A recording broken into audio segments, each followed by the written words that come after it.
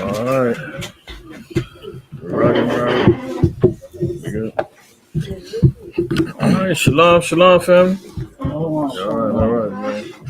Blessed new moon to everybody, especially brothers and sisters that's online. Shalom to y'all. And for those who's going to be watching this post the recording or, this live stream, shalom to y'all when you do check it out. This is our, we're on 10th, 11th moon. 11th new moon. Hard to keep up, man. So much going on in the world. But nonetheless, man, we give all praise, honor, and glory to the Most High, Yahweh, man, when we get into this lesson. All right. Just wanted to kind of do somewhat of a review, keep encouraging, brothers and sisters to maintain your good works. It's inspired by scripture. Titus 3. Let's go there. Titus 3 and 8, gives us a clear-cut understanding of what we should be doing on the time. We know that there's so much going on in the earth, so much going on in our lives, so much going on personally with us. Sometimes you can easily get distracted. You can get pulled away. You can be wore out. The scriptures tell us not to be weary in well-doing. So there's a lot of things that we have to, maintain checks and balances. And if you find yourself, being idle, find yourself, wondering, where do I fit in? What can I do? What do I need to do? You got to really pray to the Most High and examine your particular talents and put them to work. The Most High made no errors when he chose all of us to sit in these rooms and sit in these classes and view this material and calling us the chosen. So when he made those declarations and predestined us before the foundation of the world, he knew what he was doing.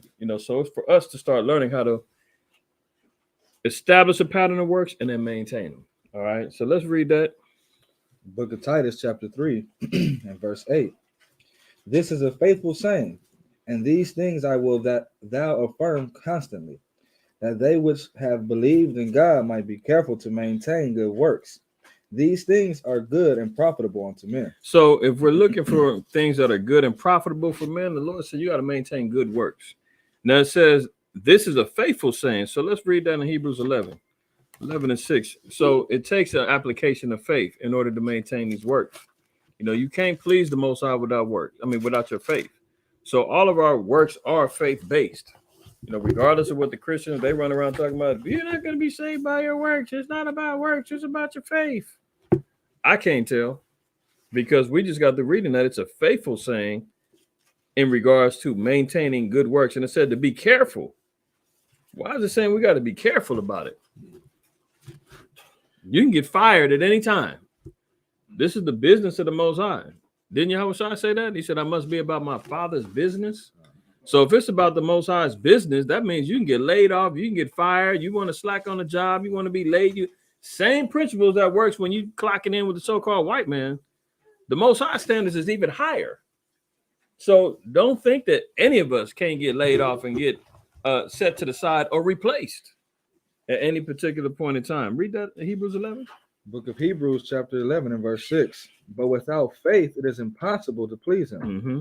For he that cometh to God must believe that he is, and that he is a rewarder of them that diligently seek him. Diligently seek him. It's not a part-time thing.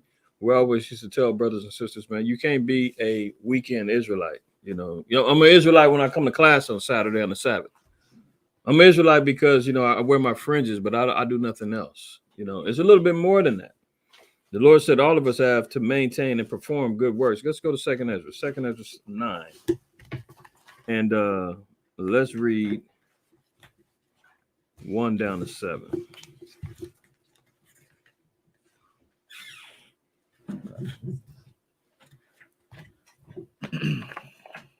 Book of 2nd Ezra, chapter 9, and verse 1.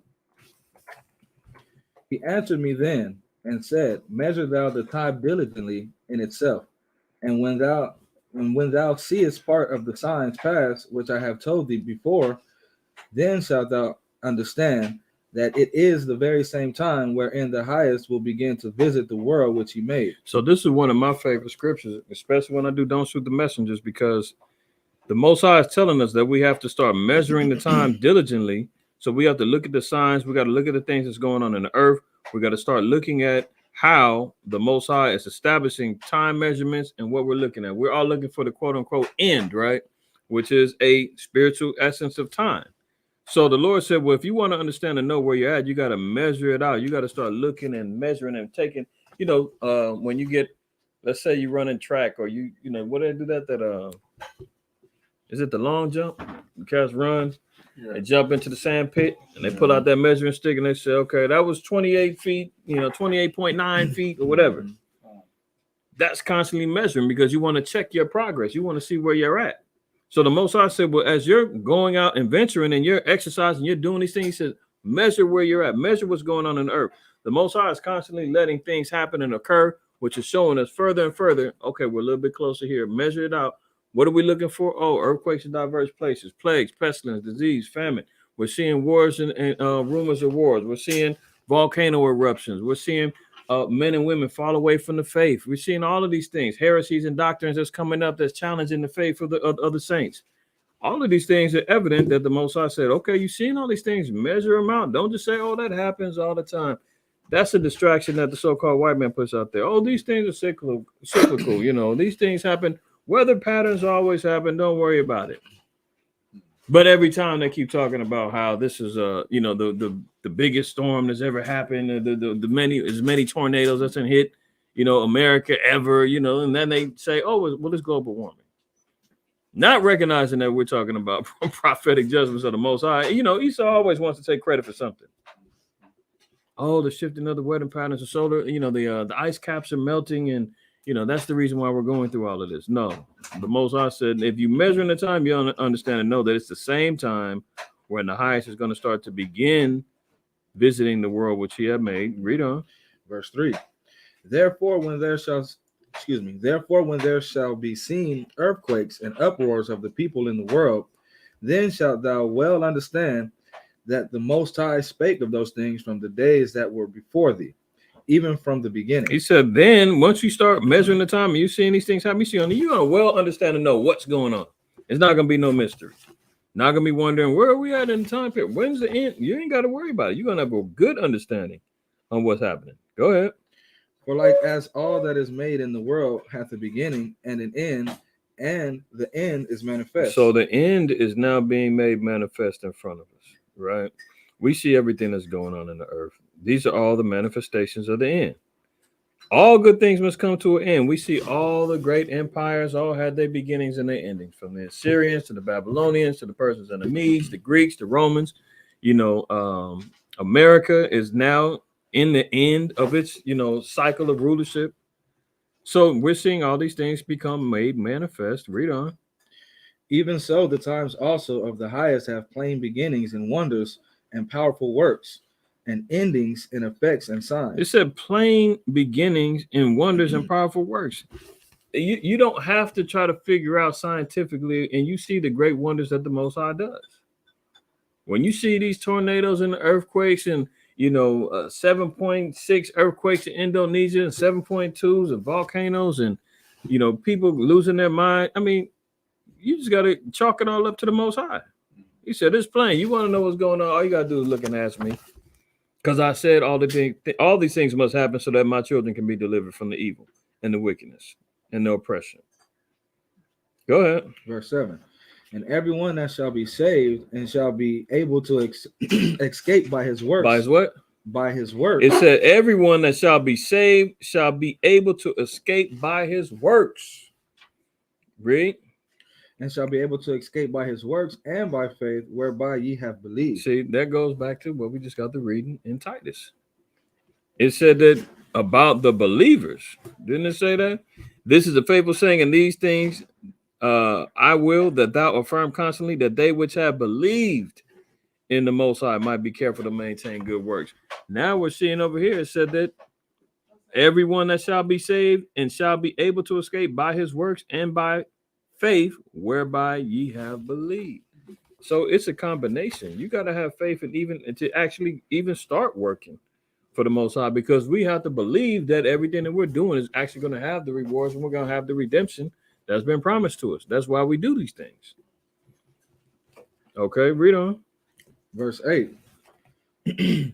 Shall be preserved from the said perils, and shall see my salvation in my land and within my borders, for I have sanctified them for me from the beginning. So you see that? The Most High said that we're going to, Most High permit, if we maintain good works, if we establish this pattern of faith, if we establish these things in righteousness, live, learn, and apply the words, moved by our belief in our faith, it said that we'll be preserved from these said perils. So although we read and we understand and we see all the thing that's going on, yeah, it sounds like doom and gloom, sounds like all bad news. But the Lord said, if you believe, you're exercising your faith, you're exercising and maintaining good works, if you're believing in the Most High, he said, we'll be saved, preserved from these perils, and we'll see the salvation in the land, right? So we'll be up out of here and then going back to our land. Okay, let's go to John. But it's not for free. It is not for free. The Most High said, you want all of that? You want preservation? You don't want to deal with all the hell and the torment and everything that's going to go on? You got to work for it. You owe. I mean, hey, Yahweh said you've been bought with it. I mean, the scripture said we've been bought with a price. If he already paid the debt, that means that we owed. Now you got to pay it back. That's why we even read in Thessalonians what it said that he that converted the sinner from the error of his ways covered the multitude of sins. We're in debt. You got to pay that off. The Most High said, well, you better get out there and hopefully somebody repents. So you're going to have a multitude erased. We talked about it last night, how America's a debtor nation. America lives off of debt. And then guess what? They transfer that spirit onto the people and everybody's living in debt. As long as you owe me, you'll never be broke. America lives off of those standards and then condemn you because you got bad credit. And tell you can't get a car, you can't get an apartment, you can't do nothing because you don't know how to balance your checkbook. And then you say, well, how you working out, Uncle Sam? I can't work mine either. He's $31 trillion in debt and telling you can't buy nothing because you can't maintain decent credit. St. John, let's read 9, start at 1. And we'll read down to 5. Book of St. John, chapter 9, and verse 1. And Yahweh Shai passed by. He saw a man which was blind from his birth. And his disciples asked him, saying, Master, who did sin, this man or his parents, that he was born blind? So, this is another scripture going into regeneration. We can understand and see. And this also will give you understanding, too, in regards to why even children would need to be included in atoning. Right? Because, you got some people that have understanding and say, oh, Day of Atonement, that's too harsh for the kids. They don't have to keep it. The scriptures don't say that. The scriptures say even the suckling that gives suck to the mother still should be fasting. So these are things that we see, but the disciples knew and understood. And they chronicled and they said, well, if he was blind from his birth, who sinned? Was it the man? Well, how can the baby sin? He came out the womb. Did he commit any sin? No, obviously he's reflecting on the spirit that the man carried on. It said, did he sin or his man, or was it his parents that would be born blind? Right? Go ahead. Yahweh Shai answered, neither hath this man sinned nor his parents, but that the works of God shall be made manifest in him. See that? So sometimes it don't even take any particular sin or error or anything else for the Most High to say, you know what, I need to make an example of this individual so that the power of the Most High can be made manifest. That's the whole reason why sometimes it ain't always because something's going wrong. Oh, it must have been in sin. Oh, yeah, man, brother's off. That's why he get. Nah, that ain't always the case. That's a lot of situations, but that ain't always the case. Sometimes the Most High makes examples so that his power in the works of the Lord can be made manifest in him. Read on. Verse 4. I must work the works of him that sent me while it is day. The night cometh when no man can work. See, Yahweh Shai said, I must work the works of him that sent me. It wasn't no question. It wasn't about him even debating whether or not he should be serving the Most High, whether or not he should be completing the mission that he was sent out to do. He said, I have to do this. Go ahead. As long as I am in the world, I am the light of the world. So he had an obligation to continue on to be the light of Israel and the light for the world to see. The light meaning what? The commandments, the righteousness and the truth of the Most High. All right, stay in John. Go to the 4th chapter, and let's read verse 30. Start at 30.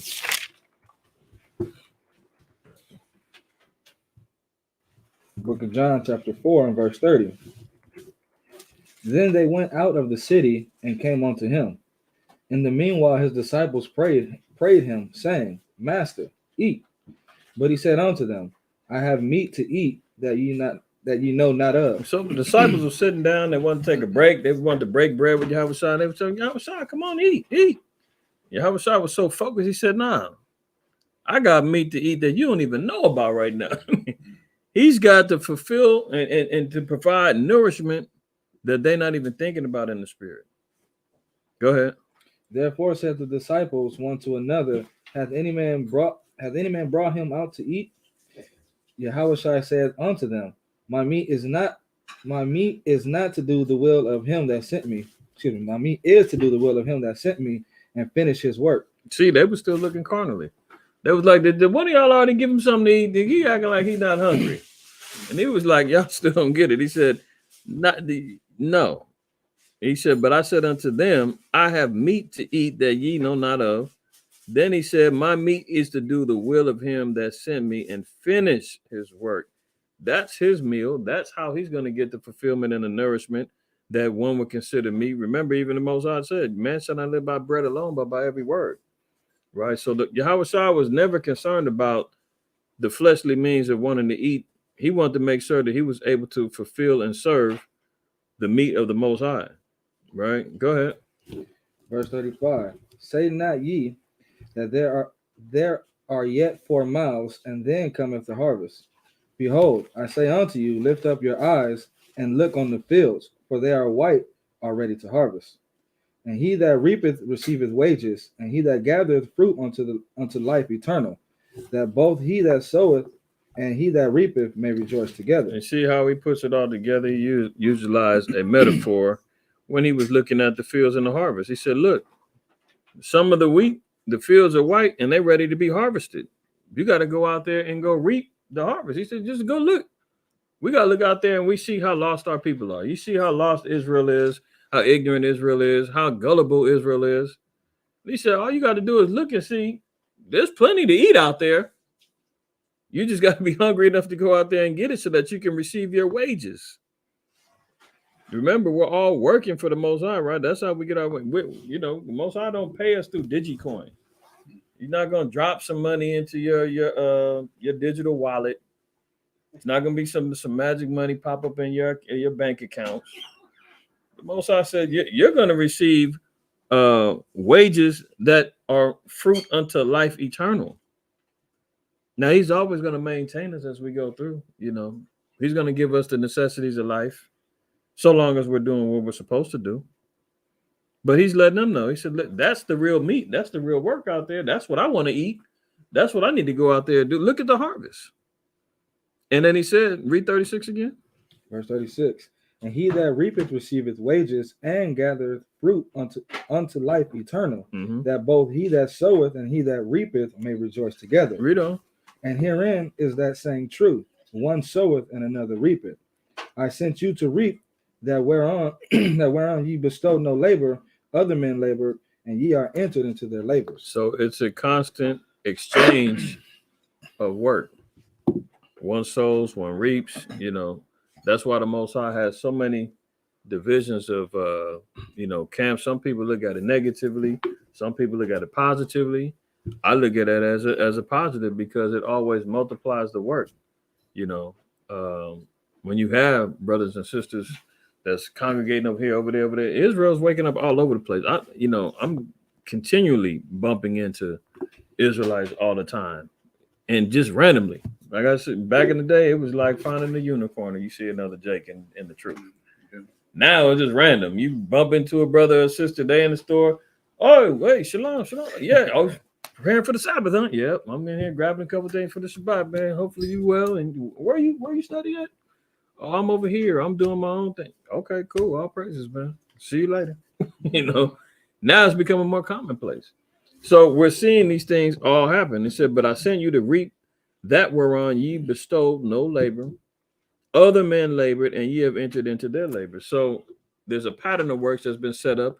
All we do is follow along with what was laid out before us. When we read and we see, but how the disciples was getting down, the apostles was getting down.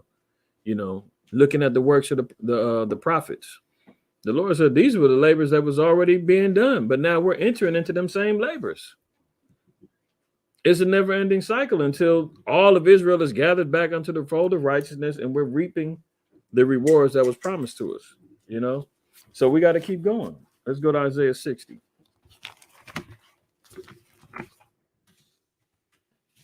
Praising and worshiping the Most High, keeping his feast day. That's all it works too. Sacrificing our own will. That's, when the Lord said, present your bodies as a living sacrifice, that's work too. Denying yourself to say, you know what, I'm going to just do what the Most High told me to do. Forget how I was raised, my traditions, forget what I used to do. You got to give all of that up. We're all works in progress, within our own right. That takes work to do. Now, a performance of the works that we start learning, each one teach one, passing it on, this is how we do it. Read 61 and 2. Book of Isaiah, chapter 60 and verse 1. Arise, shine, for thy light is come, and the glory of the Lord is risen upon thee. But didn't Yahushua say he was the light? Said, arise and shine, for thy light is come. Yahushua, the knowledge of Yahushua, man, the knowledge of salvation, his sacrifice, this is all prophetic here, right? It's all been given and all been shown to us. And it said the glory of Yahweh is risen upon us. Go ahead. For behold, the darkness shall cover the earth, and gross darkness the people. You see, that's what's going on with our people right now. Our people is in gross darkness. Gross ignorance. He said gross, like disgusting. But it really meaning, an enlargement or a great mass of darkness is covering our people.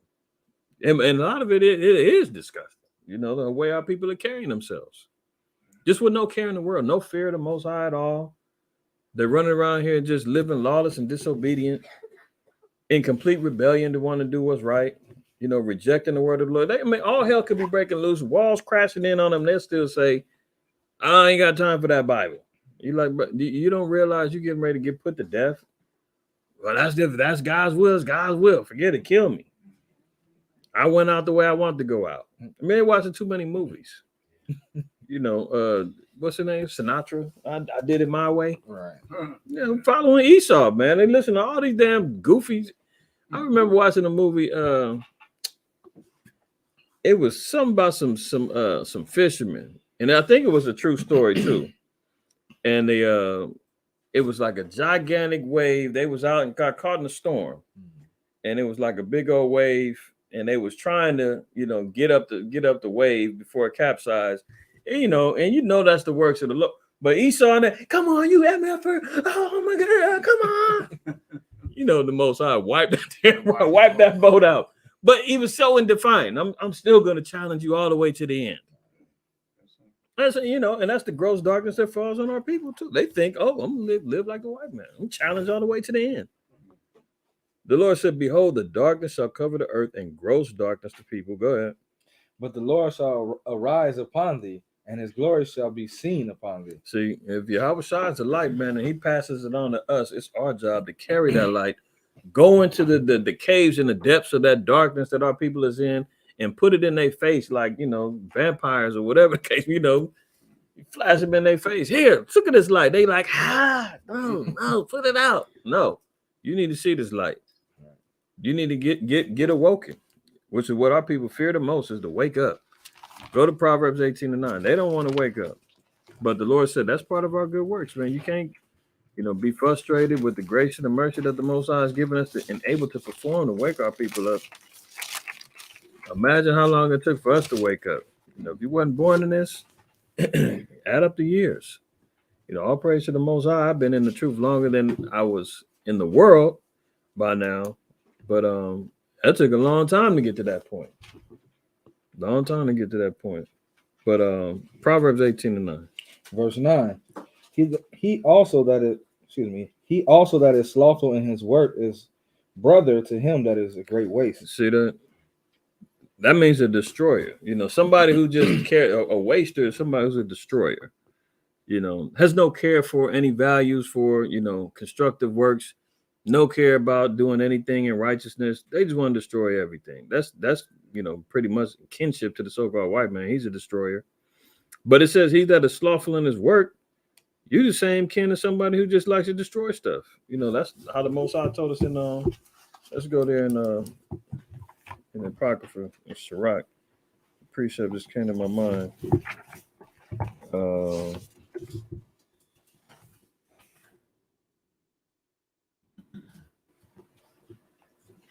Let's read 22, 1 and 2, and then I'm going to get one more.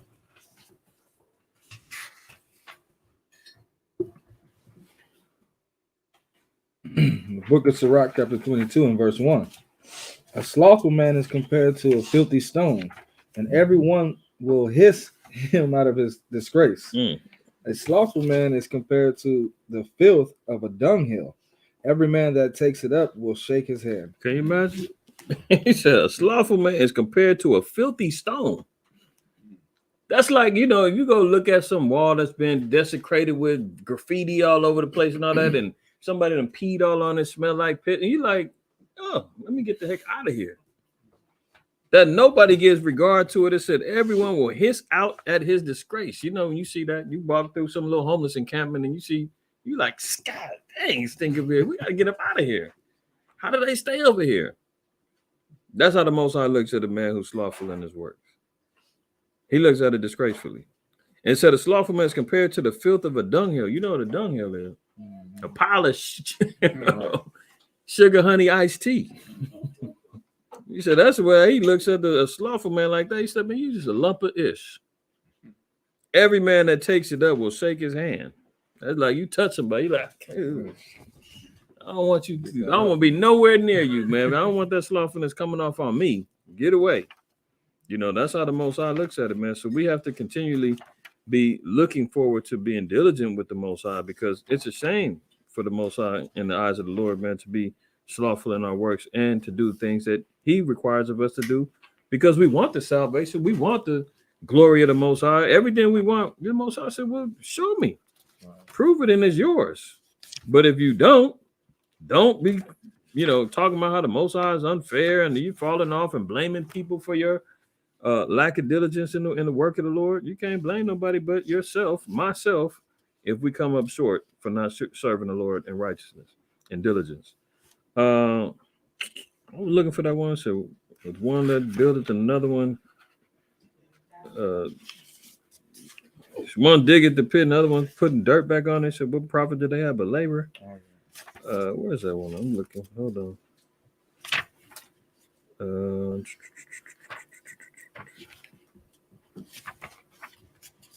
Thought I had it. Is this right?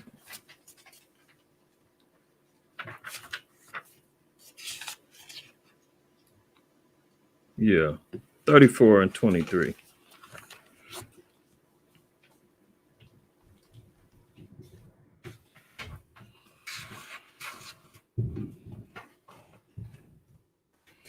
Book of Sirach, chapter 34, and verse 23. When one buildeth and another pulleth down, what profit have they then but labor? There's going to be constant labor, a constant battle. You know, once you actually are establishing the work, that's why the Most High said it's important for us to be on one accord. You know, if we all have the same goals, we have the same objectives, you know, we all want the same things. The Lord said, well, you set out to do the work, to make it happen. And Yahweh even gave us the guidelines and said, well, he that intended to build a tower, you got to consider the cost, whether he has sufficient to finish it or not. So you got to go and analyze and recognize your talents, see what you have to offer. Can you do it? Don't commit to nothing that you can't, fulfill, because the Most High said he's going to require it of you. He said, don't vow that you can't pay, because I'm going to require it of you. So we do things that within our power, within our understanding, and then we continue on. But it does no good if one is building, another one saying, man, tear this down. I'm lazy. I don't feel like doing it. The Lord said you're going to constantly be struggling and have nothing but labor on your hands. And there's never going to be a light at the end of the tunnel or rewards, because we never got the job finished. You know, can you imagine working on a construction site and you've got 3 months to get this thing put together, and half the people is over there hustling and bustling, then you got the other half taking smoke breaks every 5 minutes, and then they in the back of the car smoking weed, and you know they coming back lazy, falling asleep on the job because they high and ate too much. You're gonna be like, man, we never gonna get this done. Somebody got to get fired. You know what I'm saying? But the boss is over there letting it slide. But that's the one thing, the Most High ain't letting it slide. Most High like, if you ain't working, man, get up out of here. I don't need you. I'll bring somebody who's ready to work and get it done. 1 Corinthians 15:58. That's one of the worst things. You sitting up here building up something and you done stack, you know, can you imagine like you a kid and you done stacked up some like nice little Lego construction or whatever. You put your chess pieces back on the board and somebody just walk by and just race car sets. You done lined it up as a kid and you ready to run the car, and somebody walk in and open the door and crash it. And you like, oh, I just spent all day putting our track together. Or a puzzle. Yeah, I'm so sure. That'd be the worst. You like, oh no, you just didn't break that. I spent all week putting this together, and you just, oops, sorry. Here, let me help you. No, get out the way. Get out the way. Don't even touch it. Kids in my after school program, they started building like a little community with their Legos and stuff, and someone came, didn't care. It was like, get this mess out the way, and tore it up. The kids was crying. Oh. They had the little small Legos too, little tiny ones. Oh, the little mini ones. Yes, putting them together. They was working hard. That's terrible. And then you feel like you done accomplished something. You're looking at your works and somebody just said, the Lord said, you ain't got nothing but labor, and that's going to be problematic for anybody that's trying to do the work of the Most High. So we got to be on one accord and focused in on our objectives and our employment, situation with the Lord. 1 Corinthians, what I say, 15? Yeah, 15. Verse 58. Mm-hmm. Book of 1 Corinthians chapter 15 and verse 58. Therefore, my beloved brethren, be ye steadfast, unmovable, always abounding in the work of the Lord. For as much as ye know that your labor is not in vain in the Lord. We talked about this one this morning with the brothers, being steadfast, that means consistent, maintaining, maintaining is not always a bad thing. You know what I'm saying? Sometimes people say, if you're only maintaining, you're not excelling, you're supposed to be growing. Yeah, but sometimes you need to just hold on and maintain a steady, consistent pattern. Because that's what the Most High saying. Well, one thing for sure, he's always there. She's always there. I can always have this expectation of them because they maintain and they're steady. So steadfast, unmovable. All kind of forces, all kind of evils, all kind of wickedness, all kind of things going to be going on in our lives, coming at us, attacks personally, collectively in the world, so forth and so on. They're going to try to move. That's Satan's job. We stand on our square, man. His job is to fall off. Fall off. Bet you I can make your foot touch the ground. And you're like, nah, I got to be unmovable, man. Get away from me. I don't want to play. Always abounding in the work of the Lord. They didn't say sometimes. So always abounding, trying to multiply your works, trying to do more, add on, in the work of the Lord. It said, for as much as ye know, your labor is not in vain in the Lord. We have to know that the works and the labors that we put in for the Most High, it's not in vain. Somebody's going to profiteer off of it. It don't matter if 5 people watch the video. Somebody's going to get something out of this video. It's going to help somebody. That's why the Most High said, even when you go out in the streets, he said, prophesy to the wind if you have to. My word's not going to come back void. I don't know how many times we've been out and we'd be like, man, it's dead out here, man. Israel is dead. Next you know, somebody calling, hey, I found a flyer, brother. I wanted to see what's up with these classes. You're like, damn, where you finding that? It was blowing down the wind, man. I was sitting at the bus stop. It blew right in front of me. You're like, wow, that's the power of the Most High. Right. These are all real scenarios. Then you know how the Most High said, man, nothing is ever in vain. The Most High said, he knows what he's doing. He said, man, just get out there and do what I told you to do. I know what the expectations are. Hebrews 10.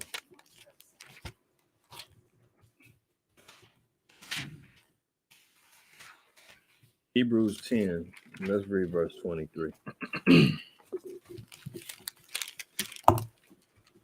book of Hebrews, chapter 10 and verse 23. Let us hold fast the profession of our faith without wavering, for he is faithful that promised. See that? It said, hold fast the profession of our faith. Now we're entering into a part of labor that has become a profession. This is something of mastery. This is something that the Most High says that we have to perfect. It said with our profession of our faith without wavering.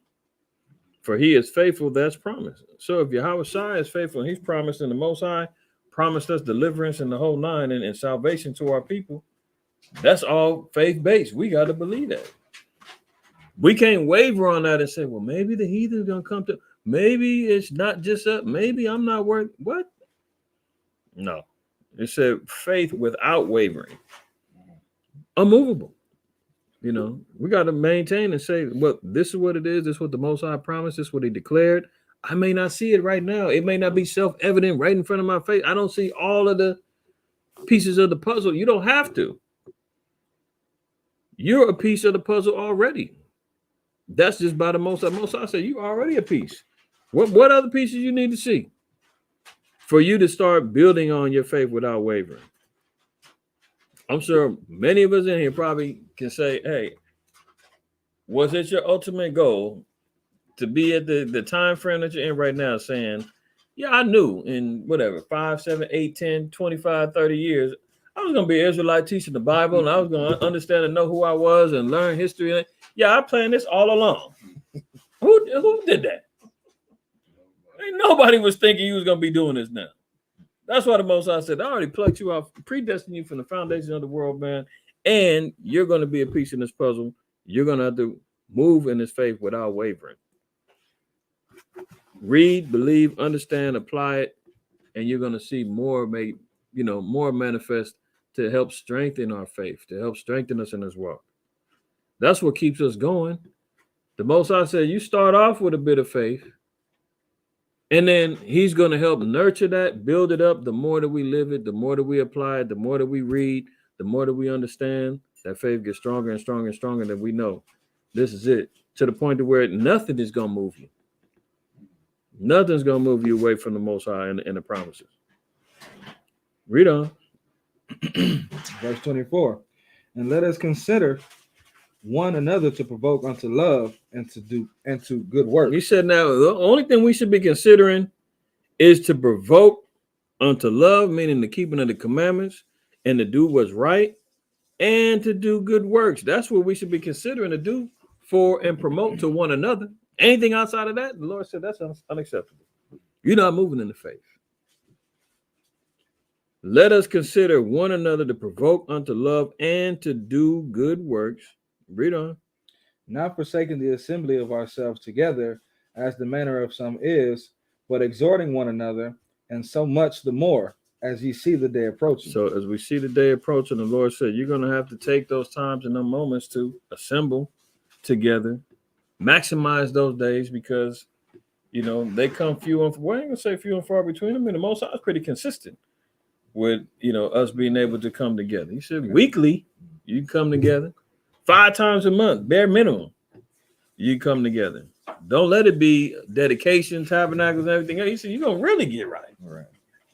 All the times that we need, we go through 6 days of labor and going through hell, and then that refreshing. Everybody said, man, I'm glad it's Sabbath, man. I'm glad that weekend's here. I'm glad we get this rest time. I'm glad to see brothers and sisters, because that's what the spirit gets to recharge. We all can acknowledge, okay, boom, take a load off.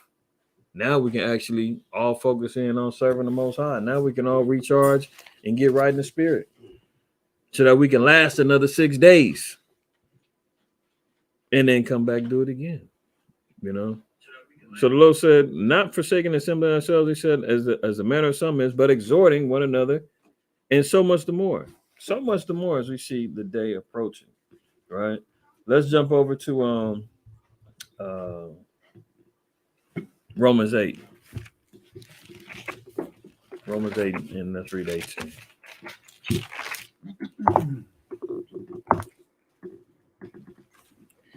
book of Romans, chapter 8, and verse 18.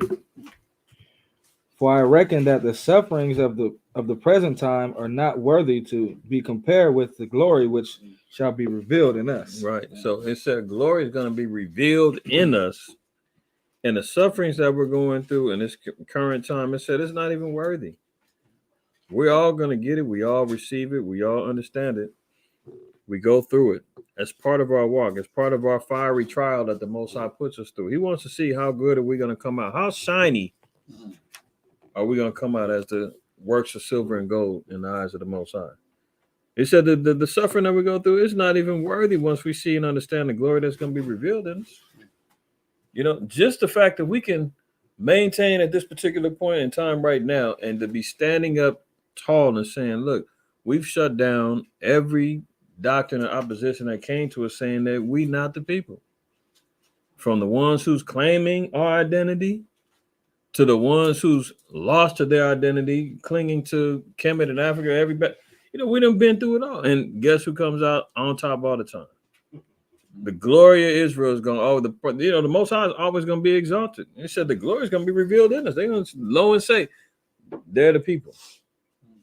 That's why you see, brothers are able to go out there and teach, man, and have Edomites bow down and kissing boots and saying, yeah, well, will I be saved? I know I'm going to be a slave. That's glory. Most High said, man, you're going to see it revealed in it. And then the other ones is their comrades that sit back and say, don't do it. Don't do it. You guys are crazy crackpots. How can you believe?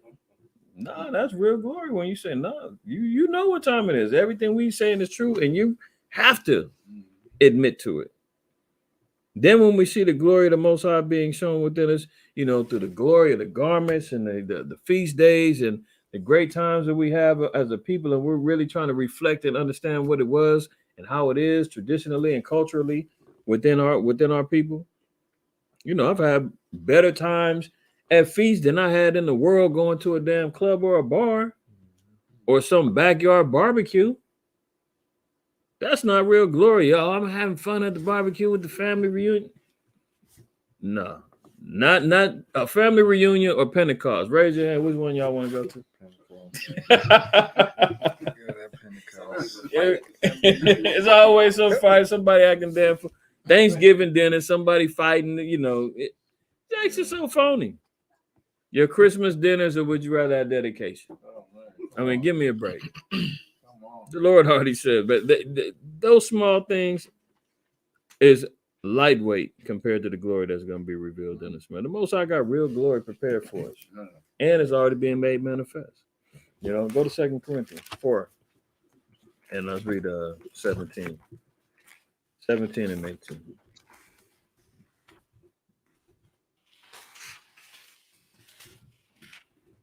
Uncle Joe and Uncle Leroy is fighting over the remote because they want to watch the Christmas basketball game, and both of them drunk off their butts. He said, man, who wants parts of that anymore? Grandma Grace burnt the spiced ham, because she was too busy outside smoking a cigarette. It wasn't glazed. It wasn't glazed. Yeah, right. Glazed spiced ham. Who wants that? Man, nobody wants that crap no more. We have completely been liberated from that folly. All praise to the Most High. 4, 17, and 18. The book of 2 Corinthians. Actually, you read 16 down. Book of 2 Corinthians chapter 4 and verse 16. For which cause we faint not. Let's read 15. Yeah. Verse 15. Let's get it contextually as best as we can. Go ahead. For all things are for your sakes, that the abundant grace might through the thanksgiving of many rebound to the glory of God. Oh, you said Thanksgiving. See, brother, you just got to condemn Thanksgiving. That's what the Christians do, man. They pick one word out and they be running with it.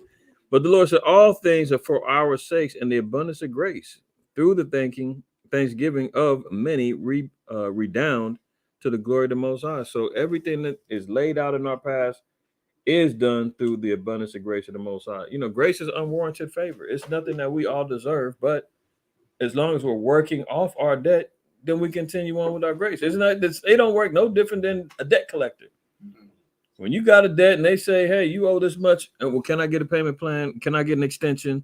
Yeah, sure. Okay, cool. Then, you got to work to get that debt off, and that grace will be extended. The Most High said, well, everything that's been laid out is grace for you so that you can go ahead on and continue paying off your debt. He said it's abundant. The Most High's got everlasting mercy, grace for us as long as we're working off our debts. The day that we say, man, I don't owe that, I'm not paying. Like some of us do. Esau called, you got a bill, your phone bill. You're like, what? I paid my bill last month. I ain't paying that. But cut it off then. I don't care. I'll go to another company. You can't go. The only other company you can go to is Satan with the Most High. So you might as well go ahead and pay that debt off. Don't tell them you don't owe. Read on. 16. For which cause we faint not. But though our outward man perish, yet the inward man is renewed day by day. See, the flesh is going to constantly take a pounding the more that we allow the spirit, to take over. So it says, we faint not. It said, this is why you can't faint. This is why you can't give up. This is why you can't be weary when it comes down to doing good. Because the Most High said, well, I'm giving you everything for your sake so that you can survive. And I'm giving you abundant grace to do it. So you can't faint on that. He's making us an offer we can't refuse. You see, even though the outward man perishes, the outward, the flesh is going to start getting weak and getting jacked up. It said, but internally, the spirit is going to be renewed day by day. The spirit is what's going to continually get built up. That's really what we want. Read on. For our light affliction, which is but for a moment, worketh for us a far more exceeding and eternal weight of glory. That's so cool. He said, our light affliction. You reflect 400 plus years of slavery, oppression, rape, murder, robbing, colonization, last hire, first fire, all the scenarios. The dog sicking on us, hose down, mace in the face, police injustices. The Lord said, that was light. What are you complaining for? Mm-hmm. And it was only for a moment. We like, well, hold on, Father. We talking 400 plus years. Leave it to the 10 tribes that was here since early 1492. You talking 500-600 years? I mean, excuse me. Are you sure? So, well, a day with me is like 1,000 years. So yeah, it was just a moment in time for the Most High. He's like, what are you talking about? I blinked. And you crying already. That's how you tell your kids. Man, shut up with all that crying, bro. I'll give you something to really cry about. I barely hit you. You're like, what? I can't tell.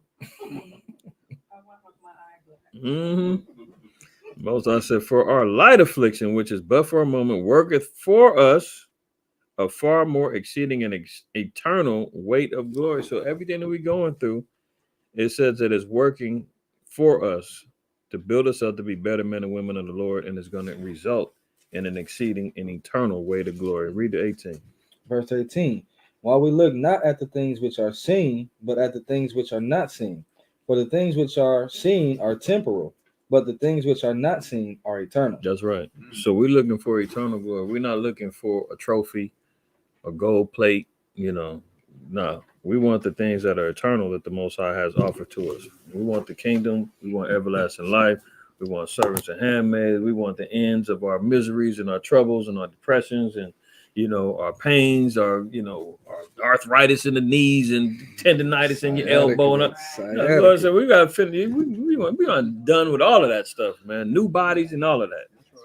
The Lord said that's what we are invested in. So we ain't looking to see what the little trinkets and the things that Esau got out there. Esau says, oh, well, I can give you transhumanism. I can, make your body half robot, half machine. You want that? No, I've seen that. I don't need that. Give me the eternal stuff that my Father done promised me.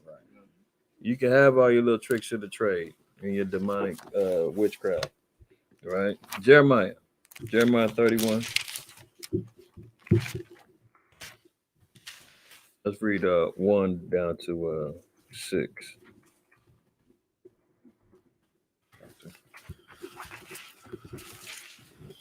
Book of Jeremiah, chapter 31, and verse 1. At the same time, saith the Lord, will I be the God of all the families of Israel, and they shall be my people. See, and that's a precept too, the way where it was acknowledged that Abraham was going to be a father of many nations, and families of the earth, not the families of the children of Israel. We ain't talking about everybody. Remember, even in Amos 3, Most High said, "You only have I known of all the families of the earth." So he's always concerned with his people. We're the family that the Lord said. That's why we call each other brother and sister, IQAhmath, right? Because we're all family. He said, "They shall be my people." Read on. Thus saith the Lord, the people which were left of the sword found grace in the wilderness, even Israel, when I went to cause him to rest. The Lord hath appeared of old unto me, saying, Yea, I have loved thee with an everlasting love. Therefore, with loving kindness have I drawn thee. See that? Remember, we got the reading in 2nd Ezra 9. It said that them that be escaped from said perils are going to be saved by their faith and by their works and by their belief, right? So then we see in verse 2, it says, the people which were left of the sword found grace in the wilderness. So here we are operating in the grace, in the wilderness, you know, in the spirit, getting things together right now. And it said, even Israel, when I went, to cause him to rest. It said, the Lord hath appeared of old unto me, saying, Yea, I have loved thee with an everlasting love. Therefore, with loving kindness have I drawn thee. Read on. Again, I will build thee, and thou shalt be built, O virgin of Israel. Thou shalt again be adorned with thy tabrets, and shall go forth in the dances of them that make merry. See, the Most High said, once we get rebuilt and we get reestablished, the everlasting love of the Most High, he said, I'm going to deck you out again. You're going to be adorned in that royal and that cold apparel. We're going to be dancing. Real dancing in the kingdom. You know, the TikTok trends and all that ain't going to be nothing. Don't be worried about keeping up with that, man. We're going to have new dances and stuff that the Most High said. You're going to really, what they call it? Break a leg, shake your tail feather, whatever that goes on. So you're going to really be married. Read on. Thou shalt yet plant vines upon the mountains of Samaria. The planters shall plant and shall eat them, excuse me, as common things. Mm-hmm. For there shall be a day that the watchman upon the Mount Ephraim shall cry, Arise ye, and let us go up into Mount Zion unto the Lord our God. Go ahead. For thus saith the Lord, sing with gladness for Jacob, and shout among the chief of the nations. Publish ye, praise ye, and say, O Lord, save thy people, the remnant of Israel. See, and that's why we have to do the work, because the Lord said that's the glory that's going to come. You know, watchmen are going to be set from the northern kingdom to the southern kingdom, and we're all going to be unifying. It said among chief of the nations, and it's going to be published that the Lord's going to save a remnant of Israel. Everybody's not going to make it, because everybody's not going to want to work. Everybody's not going to believe. Everybody's not going to be part of this. But a remnant is going to do it. Our job is to make sure that we maintain and, Lord willing, find ourselves as part of that remnant and part of the elect. All right. Jump over to Hebrews. Hebrews 6. Let's read the 10th verse.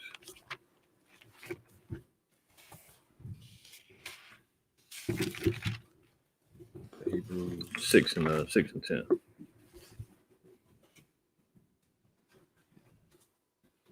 Book of Hebrews, chapter 6 and verse 10. For God is not unrighteous to forget your work and labor of love, which ye have showed toward his name. Wait a minute now. The Most High said he's not unrighteous that he would forget your work and labor of love. What's the key thing that we see there? What kind of labor is it? You gotta want to love to serve the Most High. It can't be burdensome. It can't be like, oh man, dang, it's Sabbath, I gotta do this. Oh man, I gotta write this article, I gotta do this video, oh man, I don't feel like I don't want to do that. I'm only doing it because brother said we need to do this. That's not a labor of love now. Not the Most High. Like, man, you don't even love serving me. Those type of works, the Most High said, I can forget about that. They wasn't even sincere. But he said he's not unrighteous that he will forget our works and labor of love. Everything that you've done, we've done, has already been documented and written down, as Al-Adad likes to say, on our books. Good and bad. But here we want to concentrate on the good. Huh? It says he's not unrighteous that he's going to forget our work And labor of love. Go ahead. which ye have showed toward his name, and that ye have ministered to the saints and do minister. He said, once you know we've been ministering, you put it in the work, the time, you're building up families and kids and, men, women, and children, and really leading and guiding people to the best of our knowledge and wisdom and understanding that the Lord has bestowed upon us. The Lord said, you've ministered to the saints and do minister. He said, I ain't forgot about that. Because he did it out of love. I know. I'm not going to erase your works and say, no. It's already been documented. The Lord said, I'm not unrighteous. Even if you didn't stumble, fail, you didn't mess with it. He said, I ain't forgot the good that you did. And that's why the Lord said, well, he weighs the intents of the heart. He'll have mercy on whom he'll have mercy. So there's no guarantees for anybody.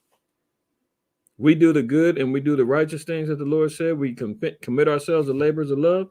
And the Lord said he'll note it and document it. And every time and any time you've done a labor and you love it for the Most High, he said, I recognize that. You did it begrudgingly. That's why the Most High said, anybody that, speaks it, what was that in John? I talk about you calling the Sabbath the burden. Yeah. Was that 1 John? Calling a Sabbath the burden and not a delight or something like that. Let me see that. Hold on. I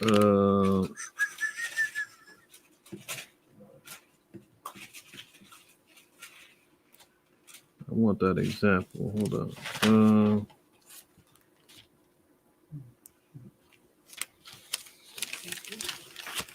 I thought it was in 1 John. Let me see. Maybe I'm tripping.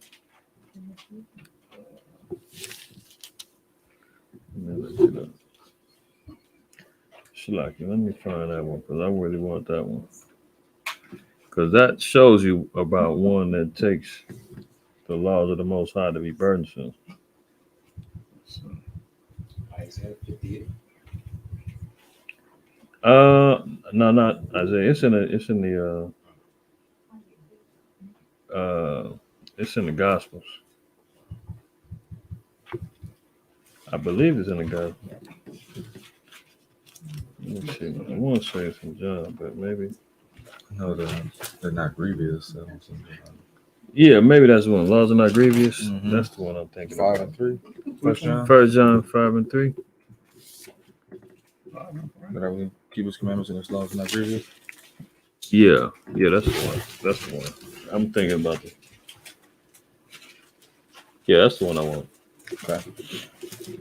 The book of 1 John, chapter 5, and verse 3. For this is the love of God, that we keep his commandments, and his commandments are not grievous. Right. That's the one. So, and I'm looking right at it too. I'm tripping. The Lord said that truly showing the love of the Most High. That's why he called it a labor of love as well. You love the Most High, so you're going to keep his commandments, and his commandments aren't grievous. That's, the excuses that the Christian church makes up. Nobody's perfect. Nobody can keep all the law. You break one law, you break them all. What's the point? And then when you start breaking down and you're saying the simpler things, is it hard not to, love your neighbor as yourself? You can do that. Can you stop eating pork? Yes. Can you stop eating shrimp, crab, and lobster? Yes. And they'll come back and say, well, why? I don't have to. I like this stuff. And my pastor said everything's received with Thanksgiving. And Paul and Peter ate unclean. No, he didn't.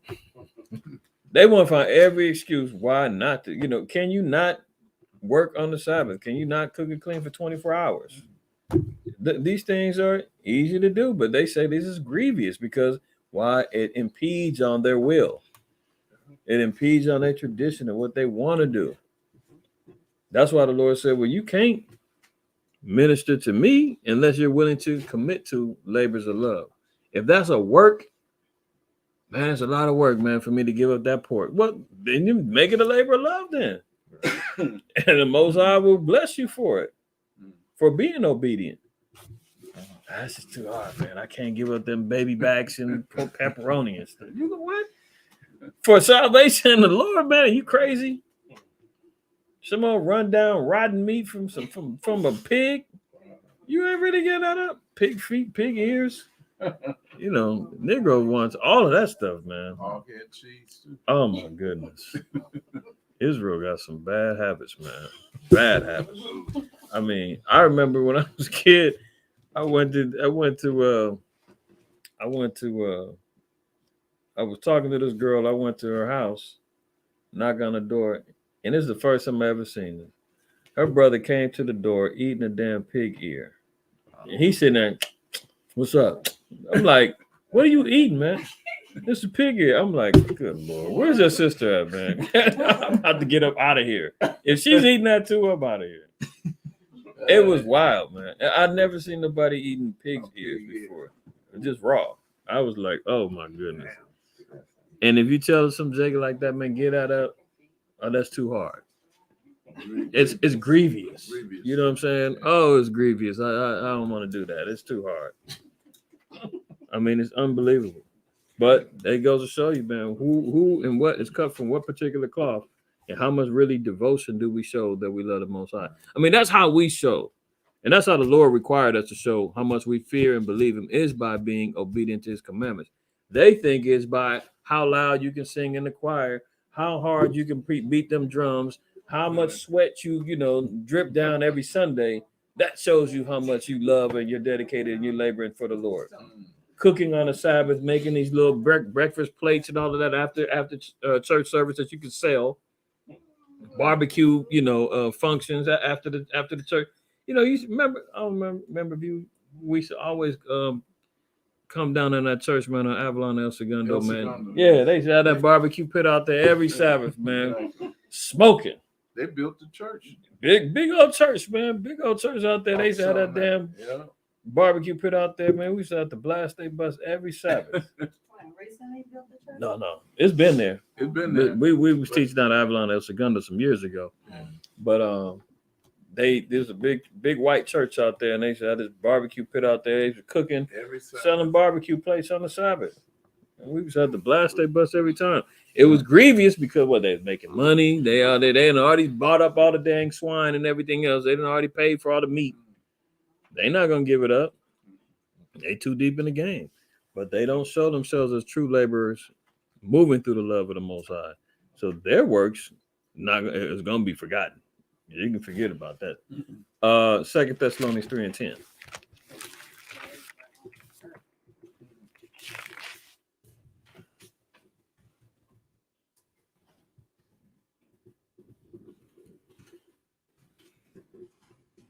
Book of 2 Thessalonians, chapter 3, and verse 10.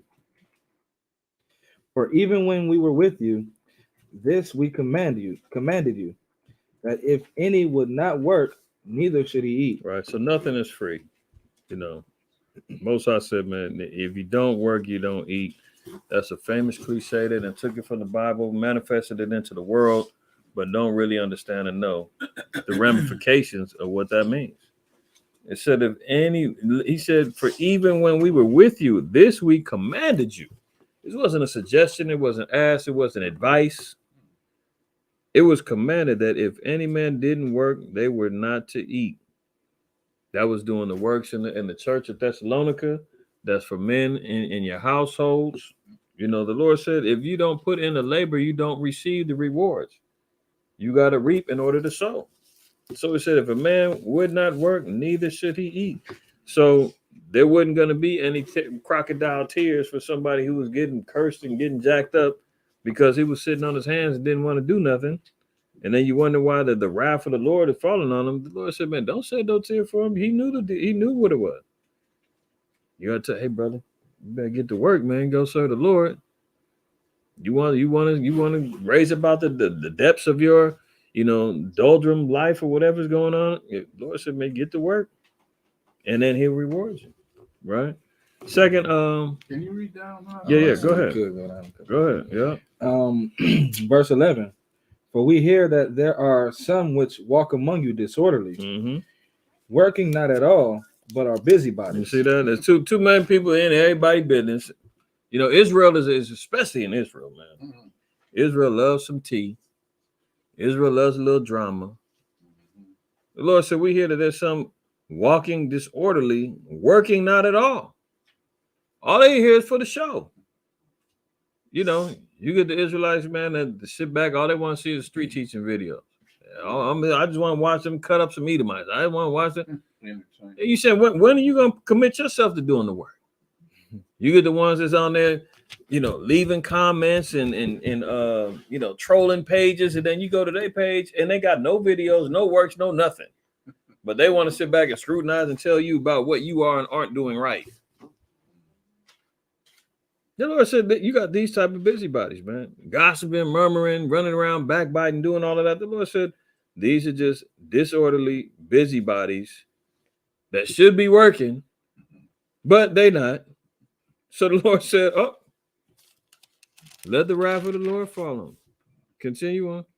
Now them that are such we command and exhort by our Lord Yahushua, that with quietness they work and eat their own bread. See, the Most High said it ain't about how loud you are, it's about what you're doing. He said, quietness, you do your work, eat your own bread, right? Verse 13. But ye, brethren, be not weary in well-doing. See, that's the thing. It said, be not weary in well-doing. If you know you're doing the right thing, you know you're doing good, the Lord said, don't get tired of it. Stick with it, continue on. The Lord said, I'm going to always provide and give you bread. You're going to always eat. But he said, be not weary in well-doing. He said, you ain't got to say nothing about it. You just got to go get to it. Get to it. 1 Timothy 6 and 12.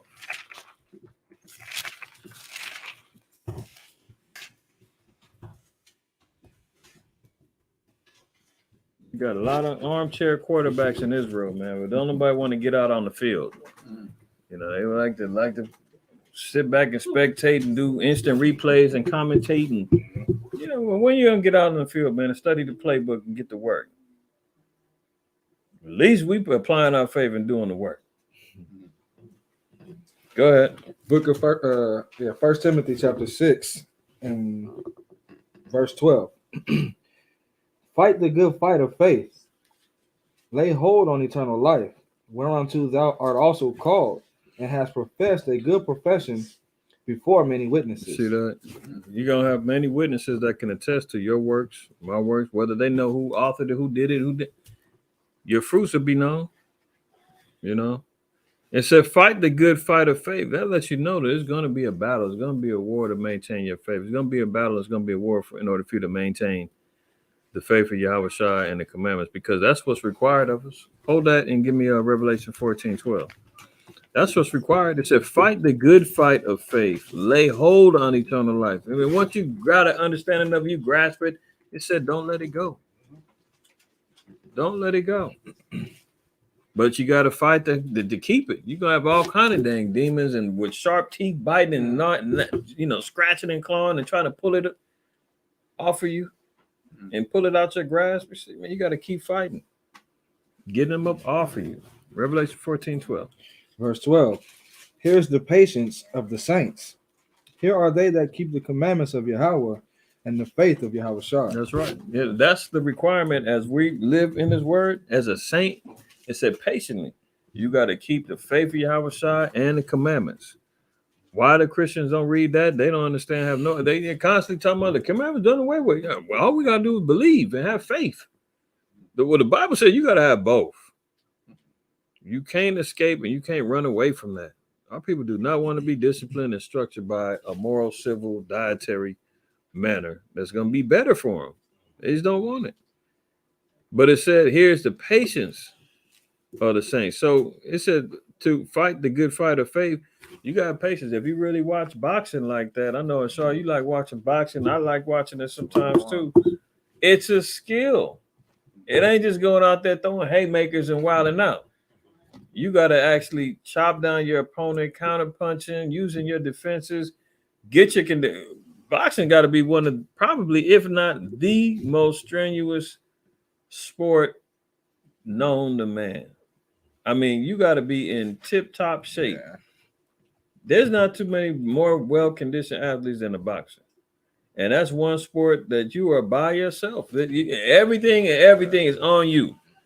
I learned that. I ran track 1 year. And it's just you. You run that race, you lose it, it was you. You can't look at your teammate and be like, man, you messed up, man. Nah, you out there running. I ran 100 and I ran a 4x100 relay. That was the only time it was a team thing. And I just did it just to try to stay in shape for basketball. I didn't really, look at it as a sport. I didn't have track shoes. But I was out there running against these cats, man. They had track shoes. They were stretching. They doing everything. I was like, dang, these guys really take this? But that was their sport. You know what I'm saying? My coach was like, yeah, get in the track. That'll help you with your speed, help you with your stuff, blah, blah, blah. Stay in shape, going in the off season. I said, okay, let me try track. But I ran track in the 13. I ran a little city games, and I got a silver medal in the 200. So I had some wheels on me, But I definitely felt like when I lost that 100, I think I came in like fourth place in that 100-yard dash. I said, damn, these cats got some wheels on them. But I'm already making excuses. But you got them track shoes on, and I'm out here in tennis shoes and that. But I've realized that because I'm so used to playing team sports, I said, man, once you do it, you're on your own. And that's how the Most High is. He said, let every man work out his own salvation with fear and trembling. And then when you see fighting the good fight, you a boxer, you fighting that by yourself. You in there, you got coaches in there yelling to you, hey, stuck, put your hands up, blah, blah, blah. You get that reset, you come back, sit in the corner, get some water, they wipe you down and tell you, man, keep your hands up, man. What are you doing? No, you can't just go in there swing. Especially when you see, Ratchet, Tashandra and all of them, they doing this. That ain't gonna work. Ain't no skill. That's not skill, and that's not fighting a good fight. You just hoping to land something. It's like you got a cat that's got the haymaker. They hoping to hit something. You miss, you might get mollywopped like a mug, man, because you're not fighting a good fight. So it's a fight. You got to pace yourselves. The scriptures say, he that runneth the race don't even run to win the prize. That's right. We got to pace ourselves to this thing. If you got a 12-round fight, I remember back in the day, they used to be 15 rounds. Yeah. Oh, yeah. Ooh, yeah. 15 rounds at 3 minutes. The average fight on the street lasts about 1 minute. 35 and Jakes be wore out. Winded at the minute. These guys are fighting 15 rounds, 3-minute rounds of constant action. 1 minute rest in between. Yeah, and you getting hit upside the head. Boop, boop, boop. You trying to maintain your sanity in there. That's a real fight. That's why we got to look at it in the spirit, because Satan constantly got demons and goblins and everything else coming at us every other minute. Whether you sleeping, daydreaming, driving down the street, walking, at work, whatever, he's constantly right there. And you constantly fighting. He said, you there? Man, put your hands up. It's time. You're like, God, give me a break, man. I said, man, put on the whole armor. Get ready. That's how we got. That's how I do it. So we in this fight. We're in this fight, y'all. Jump over to we read Timothy. Mm-hmm. Let's go to Luke. Luke 10:38.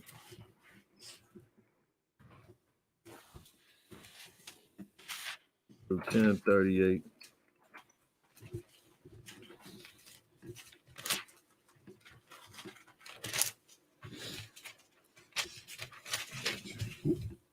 Book of Luke, chapter 10, verse 38. Now it came to pass, as they went, that he entered into a certain village, and a certain woman named Martha received him into her house.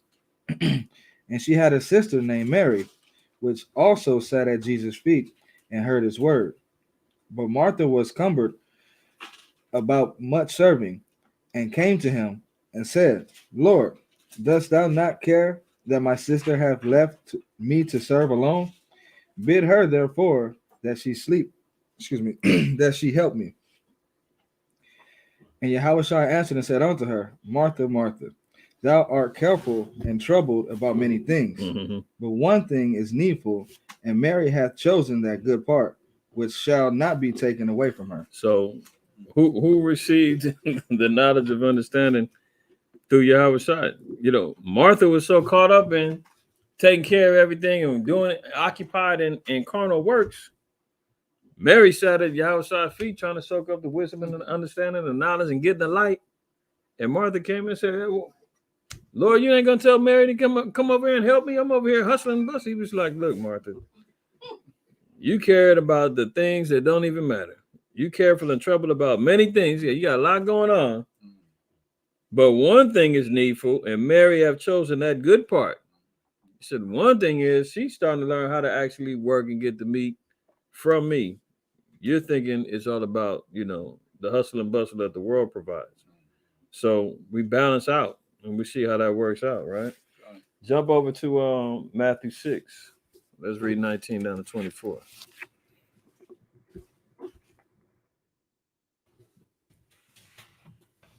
Matthew 6, and let's read 19. Book of Matthew, chapter 6, and verse 19.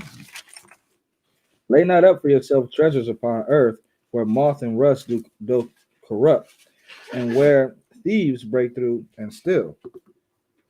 But lay up for yourselves treasures in heaven, where neither moth nor rust doth corrupt, and where thieves do not break through nor steal. That's right. We want to put, our labors and our efforts to start building and wanting to, put down payments on the many mansions that Yahweh Shai went and built for us. We want to have some real estate in there. That's why he said, man, don't worry about laying up treasures on earth where death and moth doth corrupt. He said, all this stuff is temporal. All this stuff can be taken away, destroyed at any particular point in time. But we want to start investing in us making it into the kingdom. Go ahead. Verse 21. For where your treasure is, there will your heart also be. Mm-hmm. The light of the body is the eye, and therefore thine eye be single. Thy whole body shall be full of light. So Yahweh Shai dropped a jewel on us. He said, for wherever your treasure is, there will your heart be also. So whatever you value the most, whatever you considered to be of extreme value, he said, that's where your heart is going to be. That's where your motivation is going to be. If anything supersedes the treasures of the Most High, now it's an idol. Because now you created a God or have something that's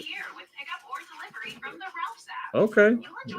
So Ralph's, we can't shop today. It just popped in. So the Lord told us, he said, where your treasure is, there your heart is going to be also. So whatever you value, we value, that's what our minds is going to be focused on the most. And he said, the light of the body is the eye. If therefore thine eye be single, thy whole body shall be full of light. So if we have a laser focus and a concentrated focus on the light, which is Yahweh Shai, the law, so forth and so on, it said that's going to be made manifest in our entire body. Read. Verse 23. But if thine eye be evil, thy whole body shall be full of darkness. If therefore the light that is in thee be darkness, how great is that darkness? So if our focus is evil, darkness, unrighteousness, wickedness, so forth, it's all going to be made manifest out in our flesh. That's what our mind is, our heart is, our treasure is. It's going to be shown. Last verse in 24. No man can serve two masters, for either he will hate the one and love the other, or else he will hold to the one and despise the other. You cannot serve God and mammon. Right. So, we have to make a decision. You can't try to mix the two. That's why even Yahweh Shai said in Revelation 3, I'd rather that you be hot or cold, not lukewarm, lest I spew you out. You can't try to mix and match and you 1 foot in, I'm 1 foot out. I'm trying to serve over here, but at the same time, I'm still trying to go chase this, that, and the third. The Lord said, man, well, if you want that, go chase that. Yeah, it's fine. I'll see you later. You don't have to come serve me. He said, man, just make a choice. You can't do both. He said, because it's going to be shown you're going to hate one another. You see it all the time when you see brothers and sisters that fall out the faith. They completely just go left. They don't, they start following the laws. They don't want to do nothing, have nothing to do with the Bible no more. Then they end up hating the other, which was their first love when they first came in the truth and got enlightened. And then whatever happened, maybe it was offense, maybe who knows what. They just got slothful. They never, rooted themselves in. Multiple reasons why people fall off. But when they do, you see them and you're like, dang, you done really fell off. What happened? Oh, you love one more than the other. And now you hate. Man, y'all still doing that? You still out there? I ain't seen a couple cats out there. Yeah, y'all still into that? Yeah, man, I'm a little above that now. Oh, really? I can't tell. That's what it is. Yeah, I used to be that. I used to do that. I know all about that. You heard that all of them things. Now they become haters of truth because they always love mammon and other things more than the Most High. There's a precept on What you got? Romans 6:16. Let's go there. Romans 6:16.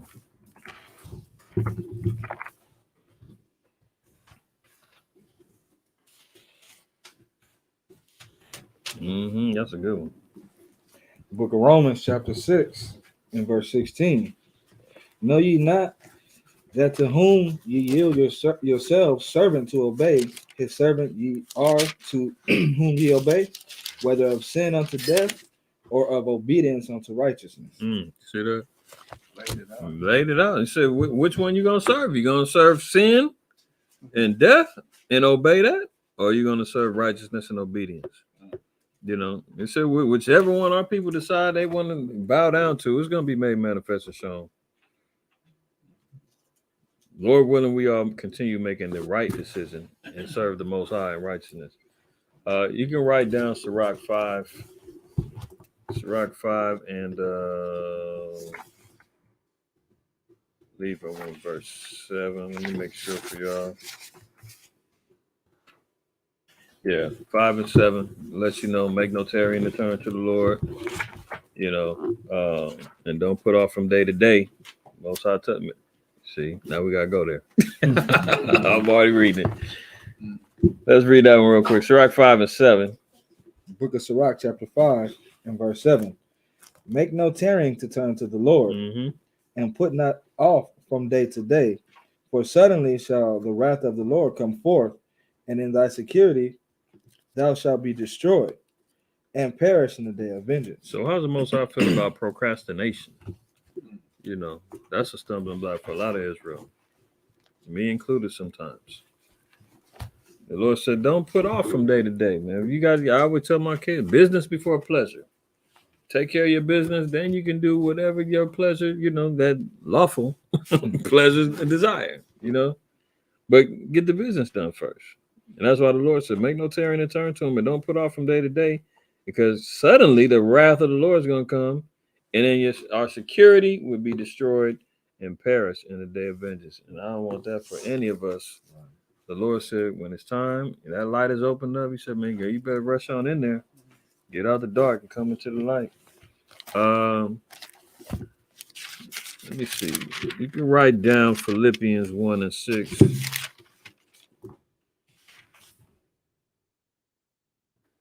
And let's jump to Isaiah 41. Isaiah 41, let's read 10 and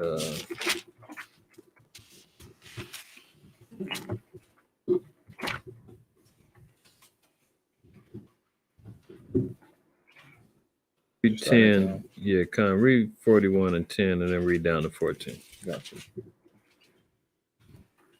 Book of Isaiah, chapter 41, and verse 10. Fear thou not, for I am with thee. Be not dismayed, for I am thy God. I will strengthen thee. Yea, I will help thee. Yea, I will uphold thee with the right hand of my righteousness. So as we're laboring and we're doing our works and we're investing our faith and we're doing the will of the Most High through his graces and mercies, the Most High said he's going to strengthen us and uphold us during these times, and with the hand of his righteousness. Read on. Behold, all they that were incensed against thee shall be ashamed and confounded. They shall be as nothing, and they that strive with thee shall perish. You see, the nations don't stand a chance in hell. See, all of them that was incensed against us, man, they was provided a sense of opposition to us. They're going to be ashamed and confounded. And the Lord said they're going to be as nothing. And he said, anybody that comes against us, they're going to perish. Read. Thou shalt seek them, and thou shalt find them, even them that contended with thee. They that war against thee shall be as nothing, and as a thing of naught. You see that? The Most High said he got our back all the way. Anybody that's coming against us, that's a wrap. Most High said he's going to always have our backs. Anybody that comes against us shall be as nothing, and as a thing of naught. Read. For I, the Lord thy God, will hold thy right hand, saying unto thee, fear not, I will help thee. Fear not, thou worm Jacob, and ye men of Israel. I will help thee, saith the Lord, and thy Redeemer, the Holy One of Israel. See, you called Jacob a worm. He said, man, don't worry about you, little worm, Jacob. I got you. And you men of Israel, man. He's our holy Redeemer, man, the Holy One of Israel, our Father who art in heaven, not everybody's. That's the reason why he said he's our Father, man. A couple more and we're going to close out. Acts 13. And let's read 41.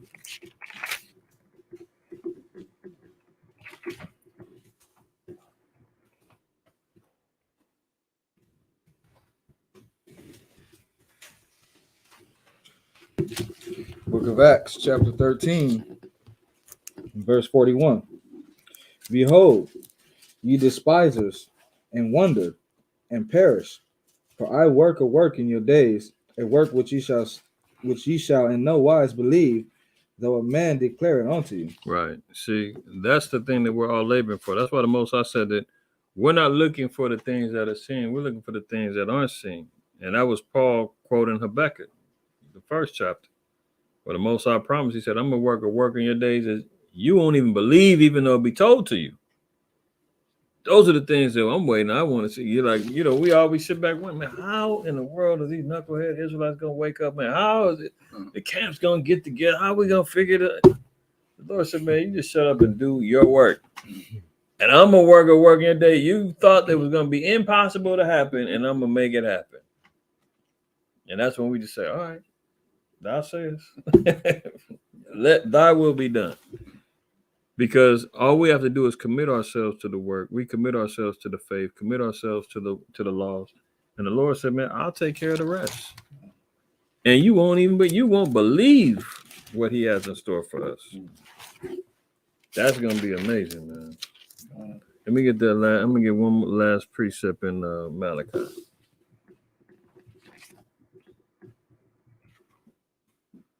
No, do I want Malachi? No, not Malachi. Hold on.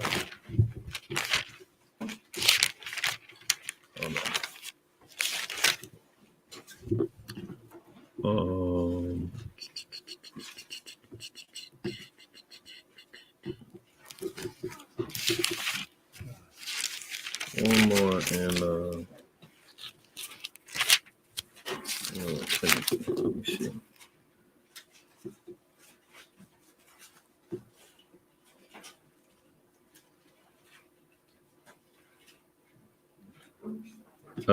First Timothy 1.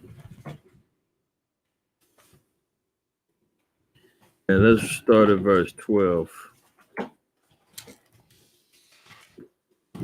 And read down to 16.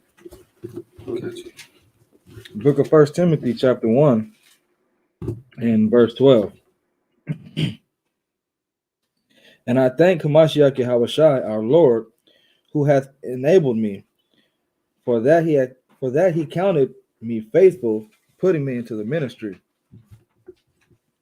who was before a blasphemer and a persecutor and injurious, but I obtained mercy because I did it ignorantly in unbelief. You see, this is Paul giving glory to the Most High, reflecting on his path. He said, man, he gives thanks to the Most High all day long because he enabled him and counted him faithful and put the ministry in his hands.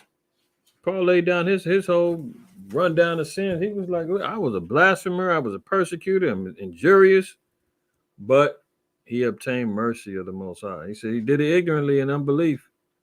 Even though he was raised a Pharisee, he knew who he was the whole night, but he didn't believe on Yahushua.